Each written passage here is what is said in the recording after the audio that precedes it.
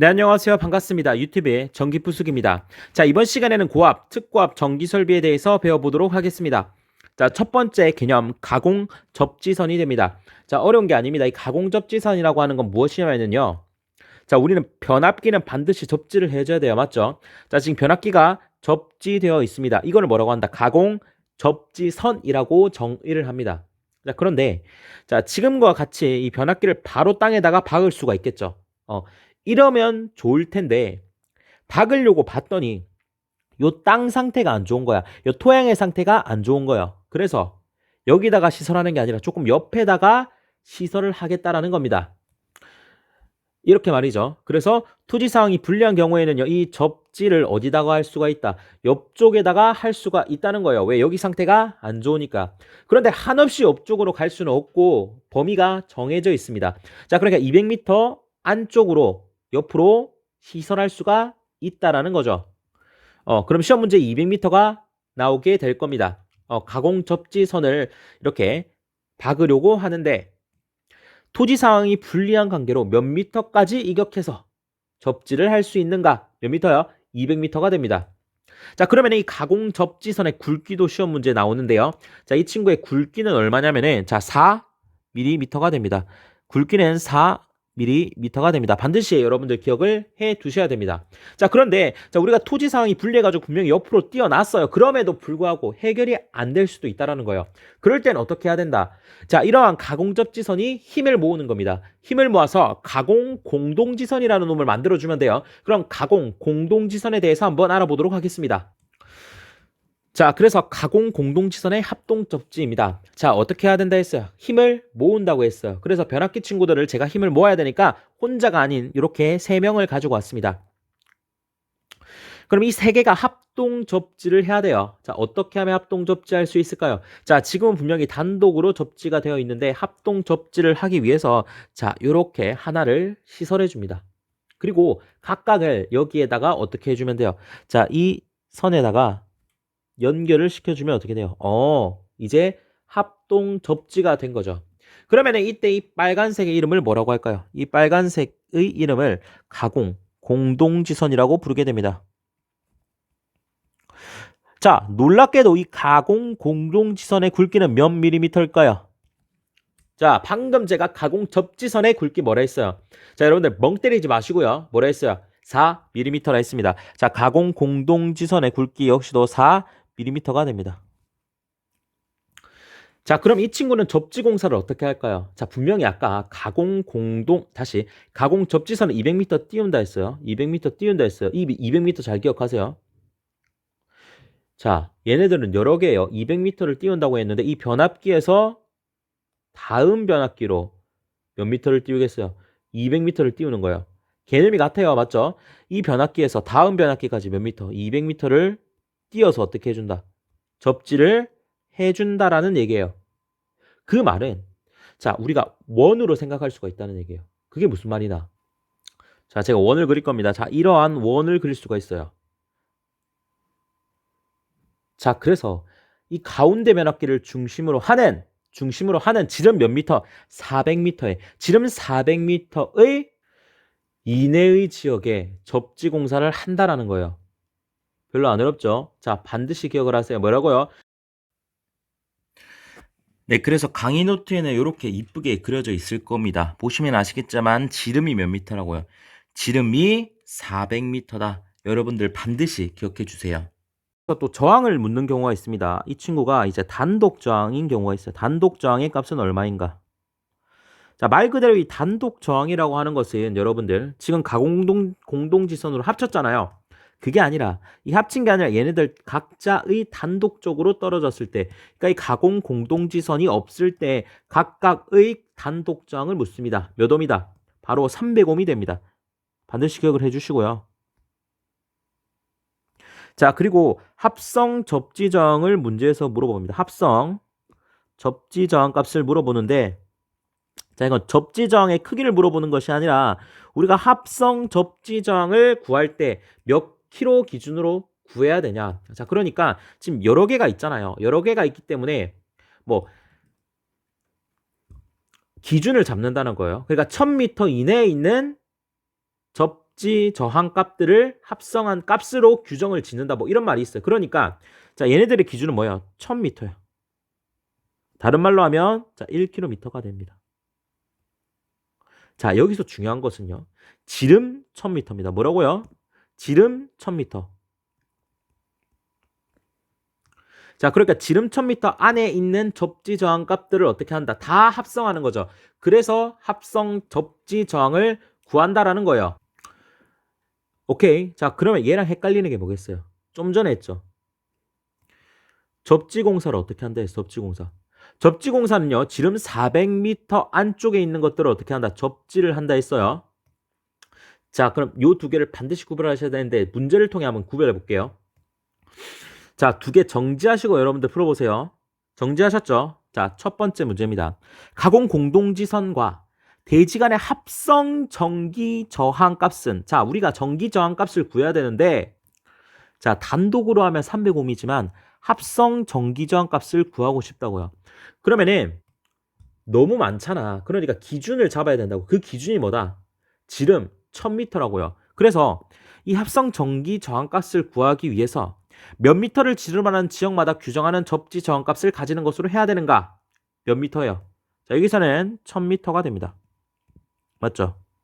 자, 그 다음 가공 공동지선을 설치해서 접지하는 경우 접지를 할 때요. 각 변압기 중심으로 지름 몇 미터 이내 지역에 접지를 해야 되는가? 자, 이렇게 물으면 몇 미터다? 400m라는 겁니다. 여러분들 요 두 개 반드시 구별을 해주세요. 자, 그 다음은 방전장치의 시설입니다. 자, 그래서 자 보시면은 제가 이제 특고 1차 측이 특고고 2차가 고압인 변압기를 가지고 왔습니다. 자, 이러한 경우에 만약 자 2차 측 이제 고압인 거죠. 2차 측에 사용 전압이 이제 존재하게 되는데 그 사용 전압의 3배 이하의 전압이 가해진다 라고 했을 때 방전장치를 시설하게 됩니다. 그러니까 포인트가 뭐예요? 이 3배가 되는 겁니다. 자, 그러니까 방전장치를 언제 시설해야 되냐라고 묻는다면은 2차 측 고압에 사용 전압의 3배 이하의 전압이 가해진다고 했을 때 반드시 뭐를 해줘야 된다. 자, 여기에다가 방전장치를 시설해 줘야 된다. 포인트는 3배입니다. 뭐라고요? 3배만 여러분들이 기억하시면 됩니다. 자, 그 다음은 특고압용 배전변압기의 특징입니다. 자, 요것도 시험에 종종 나옵니다. 자, 특고압용 배전 변압기이기 때문에 1차가 특고압이 되는 거고 2차는 뭐 고압이나 저압이 될 수가 있어요. 자, 중요한 것은요. 1차 측에 한없이 특고압이 아니라 35kV 이하여야 됩니다. 뭐라고요? 35kV 이하여야 돼요. 자, 그리고 1차 측에 반드시 차단기나 개폐기가 시설되어야 됩니다. 뭐라고? 1차 측에 차단기나 개폐기가 시설되어야 된다. 자, 이 두 가지만 알고 가시면 됩니다. 자, 그리고 나머지 내용도 한번 같이 보도록 하겠습니다. 우리가 아크를 발생하는 기구가 있을 거 아니에요. 아크는 뭐예요? 스파크죠. 스파크가 발생을 할 수 있는 그런 기구를 시설할 때 어떤 걸 주의해야겠어요? 당연히 가연성 물체와 어떻게 해야 되겠어요? 떨어뜨려서 시설을 해야 될 겁니다. 자, 만약 아크를 발생하는 기구가 고압이라고 했을 때 가연성 물체와 몇 미터 이격? 1m를 이격합니다. 아크를 발생하는 기구가 특고압이잖아요. 그러면 가연성 물체와 몇 미터? 특고압이니까 당연히 고압보다 먼 2m 이격을 시켜야 됩니다. 자, 요거는 뭐 별로 어려운 내용은 아니게 되겠죠. 자, 6번. 고주파 이용 설비에서 다른 고주파 이용 설비에 누설되는 고주파 전류에 허용한도는 몇 데시벨인가? 자, 결론은 다른 고주파 이용 설비에 누설되는 고주파 전류의 허용 혼도를 묻고 있죠. 요거는 기억하세요. 그냥 마이너스 30 데시벨이다. 까지 기억을 할게요. 자, 그 다음은 고압 전로의 퓨즈입니다. 자, 앞에서 분명히 제가 저압 전로의 퓨즈 배웠을 겁니다. 저압 전로의 퓨즈. 뭐 63빌딩 기억하라 해가지고 63 뭐 160 뭐 그 기억나시죠? 그거예요. 자, 그런데 고압 전로의 퓨즈. 자, 이 친구는요. 예전부터 시험에 정말 잘 나오는 친구입니다. 그래서 반드시 여러분들이 기억을 해 두셔야 됩니다. 자, 보도록 하겠습니다. 자, 고압 전로의 퓨즈입니다. 자, 이 고압 전로의 퓨즈는요. 크게 두 가지로 나뉩니다. 포장이 되어 있는 포장 퓨즈와 포장이 되어 있지 않는 비포장 퓨즈로 나뉘게 됩니다. 그랬을 때 자, 일반적으로 퓨즈의 역할이 뭐예요? 큰 단락 전류가 흐르게 되면 이 얘네들이 어떻게 돼요? 끊어지는 거죠. 끊어짐으로써 전류를 차단시키는 겁니다. 자, 그렇기 때문에 이 퓨즈라고 하는 것은요. 일회성입니다. 일회성. 그러니까 한 번 끊어질 때 신중하게 끊어줘야 돼요. 맞죠? 그래서 이러한 규정이 있습니다. 자, 포장 퓨즈의 경우에는요. 전격 전류의 1.3배까지는 끊어지면 안 되고 견뎌라. 1.3배까지는 견뎌라. 비포장 퓨즈 같은 경우는 포장이 안 되어 있기 때문에 1.3배까지 견디기는 힘드니까 1.25배까지 견뎌라. 오케이. 전격 전류의 1.25배까지는 견디세요. 근데 만약 전격 전류가 2배가 흘러. 그럼 얘는 단락 전류에 엄청나게 큰 전류이기 때문에 반드시 끊어져야 되는 겁니다. 자, 그러면은 이 포장 퓨즈라고 하는 것은 바로 끊어지는 게 아니라 2시간 안에 끊어지면 되는 거예요. 2시간 안에 끊어져야 된다는 거예요. 자, 비포장 퓨즈는 2분 안에 끊어지면 됩니다. 자, 그럼 이걸 어떻게 외우냐? 자, 같이 외워보겠습니다. 자, 포장 퓨즈입니다. 포장 퓨즈. 포장 퓨즈, 포장이 몇 개예요? 글자로 따지면 포 하나, 장 하나. 2개 맞아요? 그럼 1 하나, 3 하나. 자, 이렇게 얘기합니다. 1.3배. 자, 비포장은 비포장 3글자죠. 그래서 1.25배. 숫자를 3개 적는 겁니다. 25배가 됩니다. 이렇게 기억을 하시면 됩니다. 자, 그리고 2배의 전류가 흐른다고 했어요. 2배의 전류가 흐를 땐 용단을 해야 되는데 그 용단 시간은요. 포장 퓨즈는요. 2배의 전류잖아. 그냥 2 적어줍니다. 비포장 퓨즈도 2배의 전류잖아. 2 적어줍니다. 자, 포장 퓨즈는 2시간, 2시간. 비포장 퓨즈는 2분. 자, 이렇게 여러분들이 기억을 해 두시면 되겠죠. 암기하기 별로 어렵지 않습니다.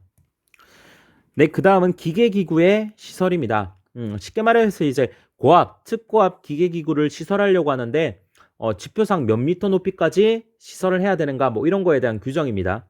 자, 그래서 일반적으로 고압용 기계기구의 높이, 자, 고압 경우에는요, 그냥 외우시면 됩니다. 시가지는 4.5m고 시가지 외는 4m가 됩니다.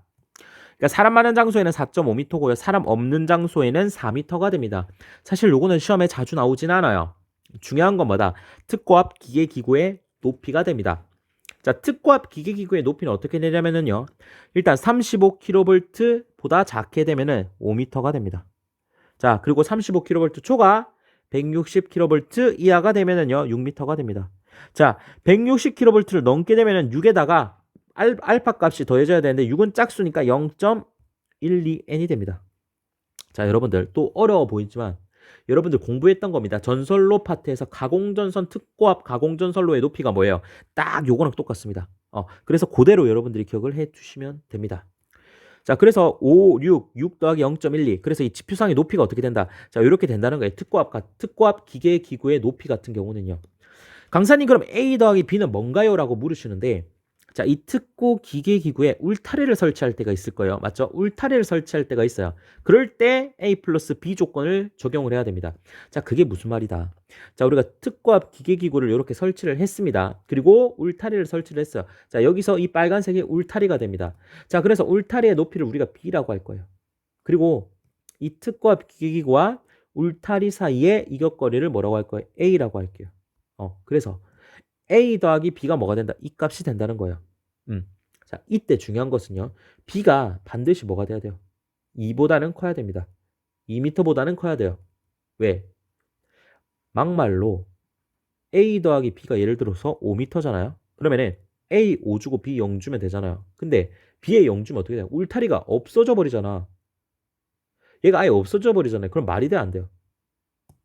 안 된다라는 거예요. 자, 그래서 최소값을 2m로 주는 겁니다. 왜? 이 정도면 뭐 서장훈 체육만 아니면은 어차피 못 넘잖아요. 그래서 최소값을 2m를 주게 됩니다. 또 중요한 거, 자, 보시면은 제가 밑에 살짝 띄워놨어요. 살짝 띄워놨어요. 울타리 밑에. 자, 요 값도 물어봅니다. 요 값은 뭐다? 배수로라고 생각하시면 됩니다. 물이 빠져나가야 되니까. 그래서 얘는 15cm 밑에를 이격을 해줘야 된다. 까지 여러분들이 기억하시면 끝이 납니다. 자, 이거 반드시 기억해 주세요. 이거 또 나옵니다. 네, 그 다음은 필기의 시설 장소가 됩니다. 자, 그래서 이 친구 같은 경우는 이제 실기에서도 실제로 시험에 많이 나옵니다. 필기에서도 나오지만, 자, 그래서 우리가 일단 요거를 외울 때는요, 전기가 우리 집에 어떻게 오는지, 자, 요것만 기억하시면 됩니다. 뭐라고요? 전기가 우리 집에 어떻게 오는지만 아시면 된다고요. 자, 그게 무슨 말이다. 자, 여러분들 전력공학 때 배웠습니다. 일단 발전소에서 뭘 만들어요? 전기를 생산합니다. 그럼 그 전기를 보내야겠죠. 그러면은 우리가 전기를 보내기 위해서 뭐 765, 345 이러한 고전압으로 완전 특고전압이죠. 특고전압으로 송전을 하게 됩니다. 그래서 발전소에서 전기를 이렇게 송전을 해요. 높은 전압으로.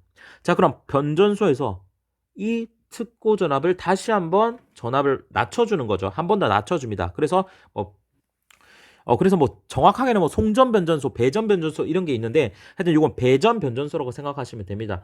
그래서 이 친구를 뭐 이제 22.9, 뭐 154, 22.9 뭐 이런 식으로 이제 전압을 22.9kV로 낮춰줘요. 그리고 이 22.9kV가 다시 우리가 22.9kV 못 쓰잖아요. 그러면은 변압기, 특고 변압기를 통해서 다시 한번 전압을 낮춰줘서 우리가 쓰는 수용가로 오게 됩니다. 그러니까 결론은 뭐다? 발전소, 변전소, 변압기, 수용가 요것만 기억하시면 된다는 거죠. 왜 그런가? 1번 발전소, 변전소의 인입구 및 인출구. 발전소, 변전소의 인입구 및 인출구. 그렇죠. 인입구 및 인출구. 자, 특고압 배전용 변압기. 얘는 배전을 하는 변압기입니다. 배전용 변압기의 고압 및 특고압 즉. 고압 및 특고압 즉. 맞죠. 자, 고압 및 특고압 수용 장소의 인입구. 수용 장소의 인입구. 끝났죠. 그럼 추가로 뭐만 외우면 돼요? 가공전선과 지중전선이 접속하는 경우. 가공전선이 뭐예요? 여러분들 밖에 돌아다니는 전선이 바로 가공전선이 되는 것이며 땅에 있는 지중전선이 뭐가 되는 거예요? 이게 지중전선이 되는 거죠. 이 지중전선과 가공전선이 만나는 곳에 피레기가 설치되어야 된다라는 겁니다.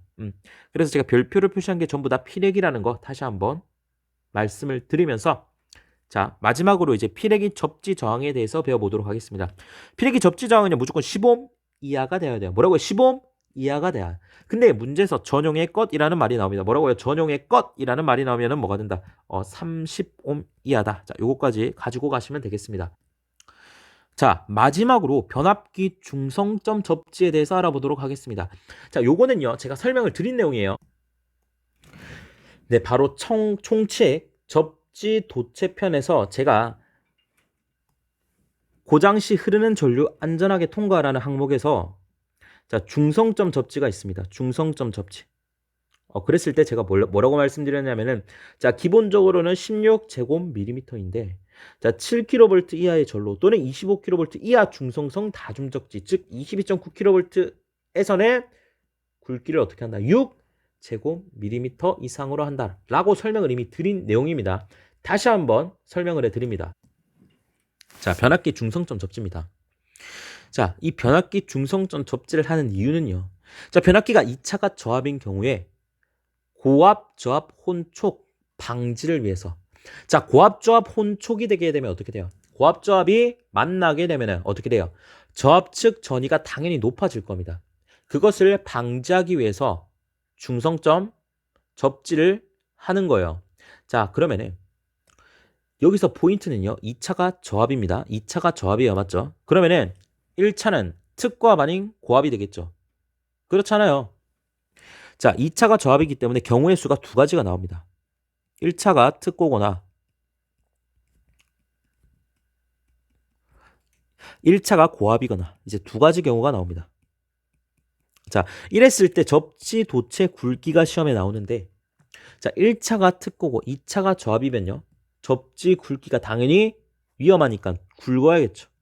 16제곱밀리미터가 됩니다. 자, 고압과 저압이 만나면은요. 조금 괜찮잖아요. 그래서 6제곱밀리미터가 됩니다. 자, 그런데 여기서 예외 규정이 있습니다. 예외 규정. 그게 뭐다? 특고 중에서요. 특고 중에서 항상 특출 나는 애가 있죠. 22.9kV. 자, 이 친구와 저압이 만날 때는요. 뭐다? 6제곱밀리미터로 해줍니다. 오, 그렇구나. 그럴 수가 있습니다. 자, 그러면은 여러분들 정리를 잘 해보도록 하겠습니다. 특고압과 저압이 만나는 경우 16이고요. 고압과 저압이 만나는 경우 6이고요. 22.9와 저압이 만나는 경우 6이 되는 겁니다. 그러니까 기본적으로는요. 이게 기본 사항입니다. 그러면은 밑에 두 개가 특이한 케이스라고 생각하시면 돼요. 자, 좀 전에 뭐라 했어요? 좀 전에 자, 일반적으로 16제곱밀리미터라 했어요. 그런데 예외가 뭐라 했어요? 7kV 이하의 전로, 25kV 이하 중성선 다중접지가 예외적으로 6이라 했죠. 자, 다시 7kV 이하면 뭐예요? 고압 맞아요? 그럼 얘를 뭐라 생각하면 돼요? 고압과 저압이 만난 경우. 자, 그럼 25kV 이하는 뭐예요? 22.9죠. 그럼 얘를 뭐라고 볼 수 있어요? 22.9와 저압이 만난 경우. 다시 볼게요. 이제 이해되시나요? 자, 일반적으로 특고 플러스 저압은 16이에요. 그런데 고압과 저압이 만난 경우는 7kV 이하의 전로죠. 그래서 6이 되는 거예요. 22.9kV 저압은요. 25kV 중다접이기 때문에 6제곱밀리미터가 된다는 겁니다. 자, 요거까지 여러분들 깔끔하게 정리하고 가시길 바라겠습니다. 오늘 강의는 여기까지 하도록 할게요.